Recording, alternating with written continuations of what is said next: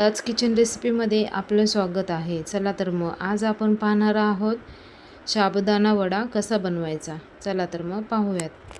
त्यासाठी इथे मी 2 बाउल साबू तांदूळ घेतलेले आहेत.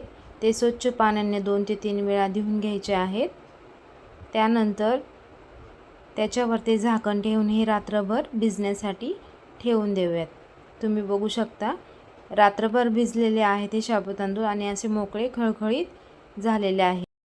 तर इथे मी 4 ते 5 बटाटे घेतले आहेत. ते चांगले शिजवून घेतलेले आहेत. आता त्याला एका चमच्याच्या सहाय्याने आपण मॅश करून घेऊयात. त्यानंतर इथे मी गॅसवरती एक कढई ठेवून त्याच्यामध्ये 1 बाउल शेंगदाणे टाकलेले आहेत.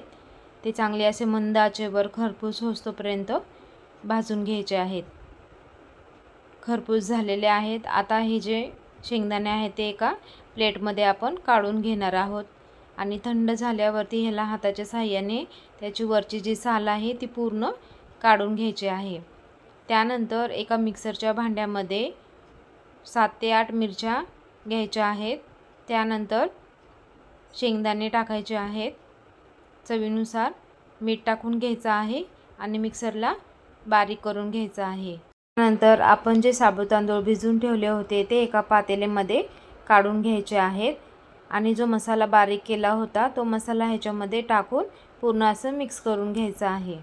हे जे मिश्रण आहे ते हाताच्या साहाय्याने मिक्स करून घ्यायचं आहे.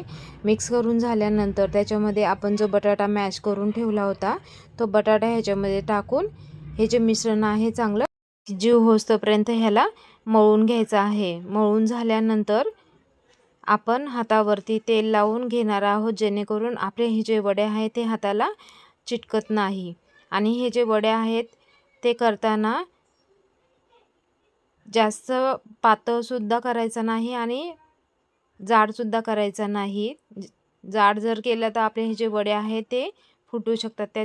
आता हे जे वडे आहेत ते बनवून तयार झालेले आहेत. आता ह्याला आपण तळून घेऊयात. त्यासाठी इथे मी गॅसवरती एक कढई ठेवून त्याच्यामध्ये तेल टाकून घेतलेलं आहे. तेल चांगलं गरम झालं की त्याच्यामध्ये एक एक वडे असे सोडायचे आहेत. तुम्ही एका वेळी 3 ते 4च वडे ह्याच्यामध्ये तळू शकता.